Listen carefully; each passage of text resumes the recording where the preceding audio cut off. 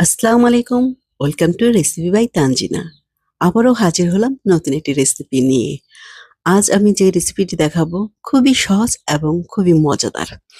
ঘরে থাকা ২টি উপকরণ দিয়ে এই নতুন মজাদার টিকিয়া কাবাবটি আমি দেখাবো, যেটা খুবই কমন, সবার ঘরেই থাকে।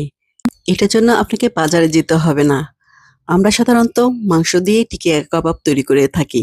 আজ মাংস ছাড়াই মজার একটি টিকিয়া কাবাব তৈরি করে দেখাবো, যেটা এতই মজাদার আপনি একবার তৈরি করলেই বুঝতে পারবেন কিভাবে সম্ভব মাংস ছাড়া এতটা মজার কাবাব হয়। এই টিকিয়া কাবাবগুলো আপনি সাদা পোলাও, বিরিয়ানি, এমনকি ইফতারিতেও সার্ভ করতে পারেন আর হয়ে উঠতে পারেন ঘরে সবার মনের মতো। এখন রেসিপিতে চলে যাই। আমি এখানে মাঝারি আকারে 4টি আলু ধুয়ে কেটে টুকরো করে সিদ্ধ করে নিয়েছি। আমি একটা গ্রেটার দিয়ে আলুগুলোকে গ্রেট করে নেব। আপনারা চাইলে কাঁটা চামচ দিয়েও করতে পারেন। এখন আলুতে দিয়ে দেব পেঁয়াজ কুচি হাফ কাপ গাজর কুচি, হাফ কাপ পেঁয়াজ কালি কুচি, হাফ কাপ টমেটো কুচি, দেব হাফ কাপ ধনিয়া পাতা কুচি, 1 টেবিল চামচ আদা রসুন বাটা, দেব চাট মশলা 1 চা চামচ, 1 চা চামচ দিয়ে দেব কাবাব মশলা, দেব 1 চা চামচ কালো গোলমরিচের গুঁড়ো, হাফ চা চামচ দিয়ে দেব মরিচ গুঁড়ো, 1 টেবিল চামচ দিয়ে দেব চিলি ফ্লেক্স, 4-5টা কাঁচা মরিচ কুচি দেব 2 টেবিল চামচ টমেটো সস, দেব পরিমাণ মতো লবণ,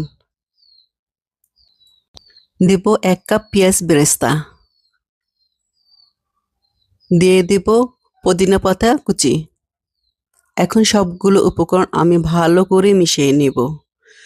এই টিকা কাবাবগুলো একবার বানিয়ে খেলে বারবারই খেতে ইচ্ছে করবে। আমার এই রেসিপিটি যদি আপনার ভালো লেগে থাকে একটা লাইক দিবেন। এখানে আমি নিয়ে নিয়েছি 3টা ডিম সিদ্ধ।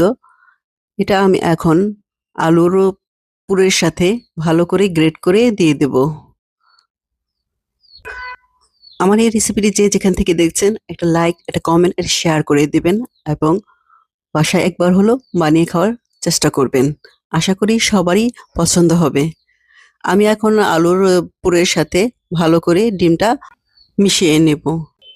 মেশানো হয়ে গেছে। এখন আমি কিছু পরিমাণে আলুর পুর নিয়ে গোল করে চ্যাপ্টা করে টিকার শেপে দিয়ে টিকাগুলো তৈরি করব। দেখেন হাতে একটু তেল নিয়ে নিয়েছি। খুব সহজ এই টিকাগুলো তৈরি করা। দেখতে যেমন সুন্দর লাগছে, খেতে অসাধারণ। আপনারা একবার হলেও চেষ্টা করবেন বানিয়ে খাওয়ার জন্য। আপনারা যে যেখান থেকে দেখছেন রেসিপিটি যদি ভালো লেগে থাকে একটা শেয়ার দিয়ে দেবেন। আমার টিকাগুলো বানানো হয়ে গেছে। দেখেন আপনি এভাবে করে ফ্রোজেন করে রাখতে পারেন ফ্রিজে 1 মাস। ভাজার 10 মিনিট আগে বের করিয়ে আপনি ভেজে নিতে পারেন। এখন আমি একটি কড়াইতে পরিমাণ মতো তেল গরম করে নেব। এক এক করে কাবাবগুলো দিয়ে দেব। এ পর্যায়ে চুলার আঁচটা মিডিয়াম রাখতে হবে। খুব হাই হিটে কাবাব ভাজা যাবে না, তাহলে কাবাবটা পুড়ে যাবে। আমি এখন কাবাবগুলো উল্টিয়ে দেব।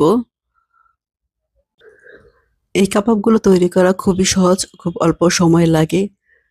রোজা চলে এসেছে, আপনারা চাইলে এটা ফ্রোজেন করে রাখতে পারেন ইফতারিতে সার্ভ করতে। আমার কাবাবগুলো হয়ে এসেছে। আমি এখন একটি ছাঁকনি দিয়ে এগুলো সব তুলে নেব। হয়ে গেছে আমার ডিম আলু মজার টিকিয়া কাবাব। খুবই অল্প সময় এবং ঘরে থাকা 2টি উপকরণ দিয়ে চেষ্টা করেছি আজকে টিকিয়া কাবাব দেখানোর জন্য। যদি ভালো লেগে থাকে প্লিজ একটা লাইক দিবেন, কমেন্ট করবেন, শেয়ার করবেন এবং সাবস্ক্রাইব করে পাশে থাকবেন। সুস্থ থাকবেন। আবারও হাজির হব নতুন কোনো রেসিপি নিয়ে। আল্লাহ হাফেজ।